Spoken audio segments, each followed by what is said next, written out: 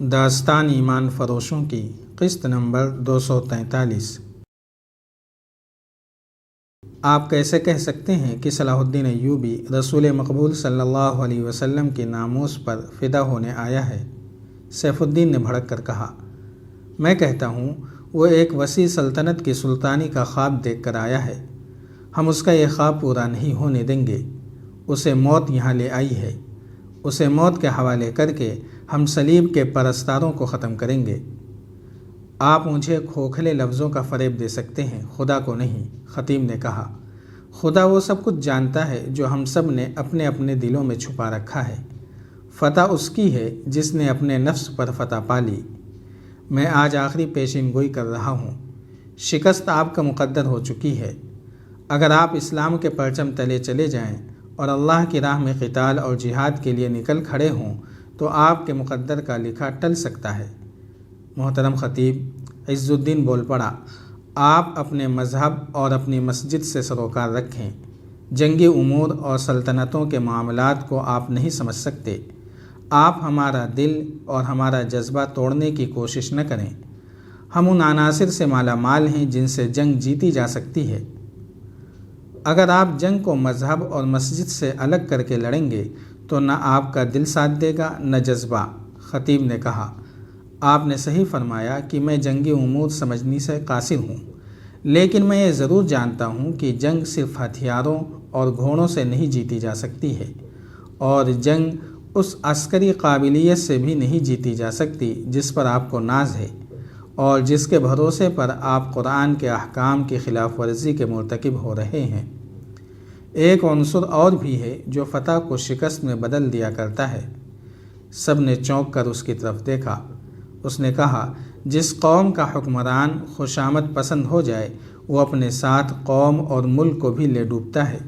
وہ حکومت کے امور خوشامدیوں اور غلامانہ ذہنیت رکھنے والوں کے حوالے کر دے تو وہ ایک آزاد اور خوددار قوم کو بھوکی، ننگی اور غلام رعایا میں بدل دیتے ہیں، اور جب یہ حکمران فوج کی کمان خوشامدی سالاروں کو دے دیتے ہیں تو ملک کو دشمن کھا جاتا ہے۔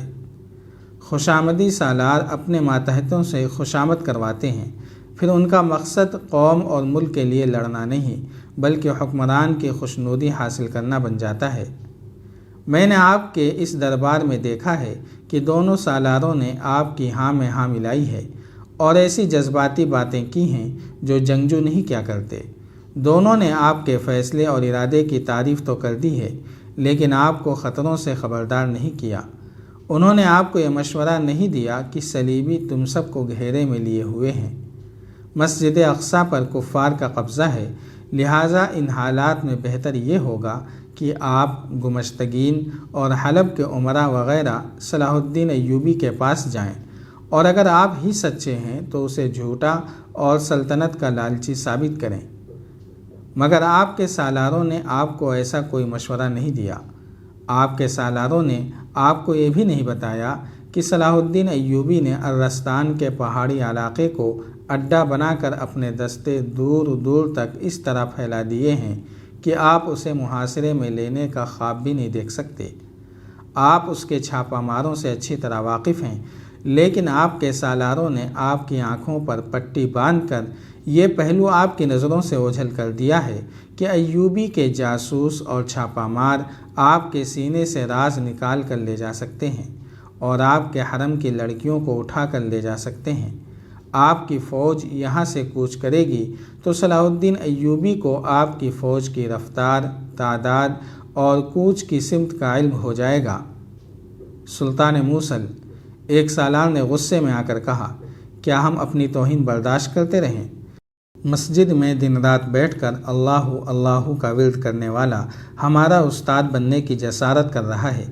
یہ آپ کے فیصلے کی مخالفت کر کے ہمارے سامنے آپ کی توہین کر رہا ہے۔ مجھے سن لینے دو، سیف الدین نے کہا۔ میں محترم خطیب کو ابھی تک احترام کی نگاہوں سے دیکھ رہا ہوں۔ بولیے محترم خطیب، عز الدین نے تنزیہ کہا۔ اس کے بعد آپ کو یہ بتانا ہوگا کہ آپ کی وفاداریاں کس کے ساتھ ہیں، ہمارے ساتھ یا صلاح الدین ایوبی کے ساتھ؟ میری وفاداریاں اللہ اور اس کے رسول کے ساتھ ہیں، خطیب نے عز الدین سے کہا۔ میں آپ کی تعریف اتنی سی کروں گا کہ آپ نے اپنے بھائی کو 2-4 باتیں تو حقیقت کے رنگ میں بتائی ہیں، باقی آپ نے بھی دماغ اور آنکھیں بند کر کے بات کی ہے۔ عماد الدین بھی تو آپ کا بھائی ہے۔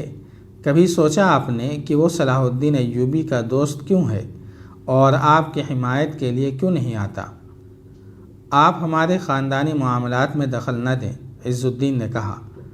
آپ دراصل ہم پر یہ ثابت کرنا چاہتے ہیں کہ سلطان صلاح الدین ایوبی خدا کا بھیجا ہوا پیغمبر ہے اور ہم سب کو اس کے آگے سجدے کرنے چاہیے۔ آپ کو صرف یہ کہا گیا تھا کہ قرآن سے فال نکال کر بتائیں کہ ہماری یہ مہم کامیاب رہے گی یا ناکام۔ قرآن اپنا حکم صادر کر چکا ہے، خطیب نے آواز میں جوش پیدا کرتے ہوئے کہا۔ اب میں آپ کے سامنے حقیقت پوری طرح بے نقاب کرتا ہوں۔ صلاح الدین ایوبی خدا کا بھیجا ہوا پیغمبر نہیں، وہ ایک طوفان ہے، ایک سیلاب ہے جو کفر کو گھاس کی سوکھی ہوئی پتیوں کی طرح بہا لے جانے کے لیے دمشق سے اٹھا ہے۔ آپ سب درخت سے ٹوٹ کر گری ہوئی ٹہنیاں ہیں، آپ کے پتے مرجھا رہے ہیں جو جھڑ کر اس طوفان کے ساتھ غائب ہو جائیں گے۔ ایوبی نے آپ پر چڑھائی نہیں کی، آپ اس کے راستے میں آ گئے ہیں۔ آپ کا حشر وہی ہوگا جو سیلاب کے راستے میں آنے والوں کا ہوتا ہے۔ خطیب سیف الدین نے گرج کر کہا، میرے دل سے اپنا احترام نہ نکالو۔ تم سیف الدین، خطیب نے بارعب آواز میں کہا، تم زمین کے اس ذرا سے خطے کے بادشاہ ہو، ڈرو اس کی ذات سے جو دونوں جہان کا بادشاہ ہے۔ میرا احترام نہ کرو، میرے منہ پر تھوک دو، مگر اپنے رسول صلی اللہ علیہ وسلم کے راستے سے نہ ہٹو۔ تم پر بادشاہی کا نشہ طاری ہے۔ ان بے وقار سالاروں نے، تمہاری حکومت کے عہدے داروں نے تمہیں خوش رکھنے کے لیے تمہیں بادشاہ بنا ڈالا ہے۔ تم نہیں سمجھتے کہ یہ محض خوشامد ہے اور تم بادشاہ نہیں ہو۔ تم نہیں جانتے کہ یہ بے وقار خوشامدی تمہارے دشمن ہیں، اپنی قوم کے اور اپنے ملک کے دشمن ہیں۔ تم پر زوال آئے گا تو یہ تمہیں پہچاننے سے بھی انکار کر دیں گے اور اس کے پاپوش چاٹیں گے جو تمہاری گدی پر بیٹھے گا۔ مجھے غصے سے نہ دیکھ سیف الدین، اپنا گھر دوزخ میں نہ بنا، تاریخ سے عبرت حاصل کر۔ ان غلاموں کی ذہنیت والوں نے ایک سے ایک جابر بادشاہ کو گدا کیا ہے۔ تاریخ بتاتی ہے کہ یہ ہوتا رہے گا۔ افسوس اس پر ہے کہ رسول مقبول صلی اللہ علیہ وسلم کی امت بھی اس تباہی کے راستے پر چل پڑی ہے۔ تیرے جیسے بادشاہ امت رسول کو تاریخ کی نظروں سے اوجھل کر کے ہی دم لیں گے۔ لے جاؤ اسے یہاں سے، سیف الدین غصے سے کانپتی ہوئی آواز میں گرجا۔ اسے وہاں بند کر دو جہاں سے اس کی آواز میرے کانوں تک نہ پہنچ سکے۔ ایک سالار کے پکارنے پر 2 باڈی گارڈ اندر آئے۔ انہیں حکم دیا گیا کہ خطیب کو قید خانے میں لے جائیں۔ اسے جب دونوں بازوؤں سے پکڑ کر لے جا رہے تھے تو سیف الدین کو اس کی آوازیں سنائی دیتی رہیں۔ بادشاہی کا لالچ مذہب سے بیگانہ کرتا ہے۔ خوشامد پسند حکمران ملک اور قوم کو بیچ کھاتا ہے۔ کافر کی دوستی دشمنی سے بھی زیادہ خطرناک ہے۔ فلسطین ہمارا ہے۔ تمہیں کافر اس لیے آپس میں لڑا رہا ہے کہ فلسطین پر اس کا قبضہ رہے۔ آپس میں لڑتے رہو گے تو قبل اول تم پر لعنت بھیجتا رہے گا۔ خطیب المخدوم کو گھسیٹ کر لے جا رہے تھے اور وہ بلند آواز سے بولتا جا رہا تھا۔ بہت سے فوجی باہر نکل آئے اور آن کی آن میں خبر تمام تر موصل میں پھیل گئی۔ خطیب المخدوم پاگل ہو گیا ہے۔ خطیب کو قید خانے میں بند کر دیا گیا ہے۔ یہ آوازیں شہر میں گھومتے پھرتے خطیب کے گھر کے دروازے میں داخل ہو گئیں۔ اس گھر میں خطیب کی نوجوان بیٹی تھی۔ اس گھر میں یہی 2 افراد تھے، یہ لڑکی اور اس کا باپ خطیب۔ خطیب کی یہ واحد اولاد تھی۔ اس کی بیوی عرصہ گزرا مر گئی تھی۔ خطیب نے دوسری شادی نہیں کی تھی۔ وہ اس بیٹی کے سہارے جی رہا تھا اور بیٹی اس کی خاطر زندہ تھی۔ بہت سی عورتیں اس کے گھر میں چلی گئیں۔ یہ گھر سب کے لیے بڑا قابل احترام تھا کیونکہ یہ خطیب کا گھر تھا۔ عورتوں نے لڑکی سے پوچھا کہ اس کے باپ کو اچانک کیا ہو گیا ہے، کیا واقعی وہ پاگل ہو گیا ہے؟